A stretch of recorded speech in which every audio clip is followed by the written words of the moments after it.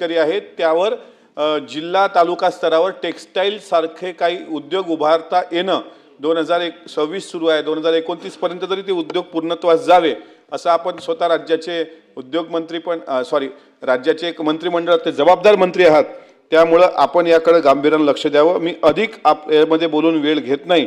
सर्व मुद्दे माझ्या पूर्वीच्या सन्माननीय सदस्यांनी व्यक्त केलेले आहेत। आपण माझ्या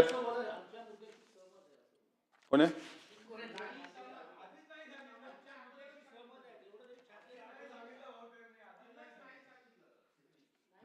संरक्षण द्या मला सभापती महोदय। सचिन भाऊ मला बोलले एकतर सभापती महोदय 260चा प्रस्ताव विरोधकांनी आणला, शेतकऱ्याचा विषय आहे पण असंवेदनशीलता सभापती महोदय बघा कोणीच नाही आहे। कोण एक अहो पण शेतकऱ्यांचे किती नेते बसलेले आहेत, एक शेतकऱ्या ते संवेदनशील आहेत पण ते विरोधी पक्षाच्या भूमिकेतून संवेदनशील आहेत। हा मग त्यांच्या अशा विरोधी पक्षाच्या भूमिकेतली संवेदनशीलतेतील असंवेदनशीलता आज महाराष्ट्राने पाहिली। आपण मला बोलण्याची संधी दिली आणि मंत्री महोदयांनी गांभीर्याने ते मुद्दे नोट केले, त्याबद्दल त्यांचे मी आभार मानतो आणि त्याची नोंद गांभीर्याने घेतली त्याबद्दल आभार मानून थांबतो। धन्यवाद।